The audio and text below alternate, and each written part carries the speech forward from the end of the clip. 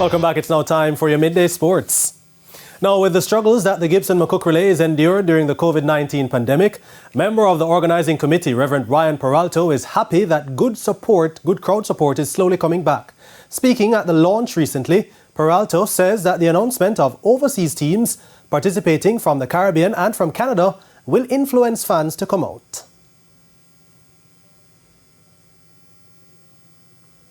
With the teams coming from out of the Caribbean, with the Canadian teams coming, we had some queries out of Bahamas. We haven't heard too much recently about that.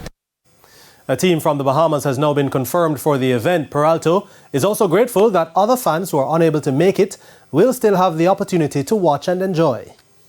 But also, I think very importantly, we have, through our relationship with Television Jamaica, we have now One Spot Media who is doing the overseas streaming, and that turned out quite well last year. We expect that to grow. The Gibson McCook relays will be on Saturday, February 24, starting at 9:30 in the morning, and the sale of tickets started at the stadium ticket office from 9 o'clock this morning.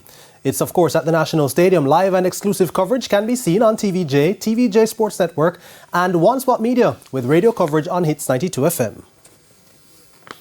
Now, the local-based Reggae Girlz and officials are set to leave the island on Tuesday ahead of their 2 international friendly games against Chile. The matches will be played on February 23 and 27. The 22-player squad comprises mostly players that contested the last year's Women's Gold Cup qualifiers, with former Liverpool midfielder Jade Bailey, who recently signed with London City Lionesses, making a return to the national setup following a knee surgery, while national under-17 representative Naya Cardosa makes her transition to the senior team. This will be the second 2-match friendly series between the two teams following their 2019 meeting in Jamaica, which the Reggae Girlz won 1-0 and 3-2. However, Chile came away 6-0 winners in their most recent meeting at last year's Pan American Games. The entire delegation is due to assemble in Chile on Wednesday. 2021 champions Cavalier remain atop the standings after a crucial 2-0 win over Veer United in action from the Ray and Nephew Jamaica Premier League on Sunday. Jalmaro Calvin continued his goal-scoring form, breaking the deadlock in minute 16 before Dwayne Atkinson converted from the spot in the 37th minute. Technical Director of Cavalier Rudolph Speed says his team's focus will now shift to the CONCACAF Champions Cup. I think we just got complacent. We went into the lead early and then struggled after that because of complacency.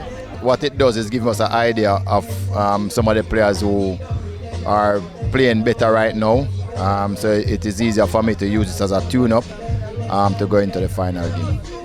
Meanwhile, defending champions Mount Pleasant Football Club kept pace with the leaders after an 87th minute goal from Suela Makala gave them a 1-0 win over Tivoli Gardens at Drax Hall. In the early game at Drax Hall, Dunbeholden got the better of Cellar Dwellers Lime Hall Academy 4-1. Dwight Merrick opened the scoring for Dunbeholden in minute 18 before Dario Stewart equalised in the 65th. 2 late strikes from Ricardo Thomas in the 87th and 95th, or 90+5, put Dunbeholden further ahead, with Alex Gale getting on the score sheet at the end of regular time. In the day's other results, Jaheen Rose all-important 54th minute strike at Ferdinita Park gave Portmore United the 3 points they needed to leapfrog Tivoli to third on 39 points.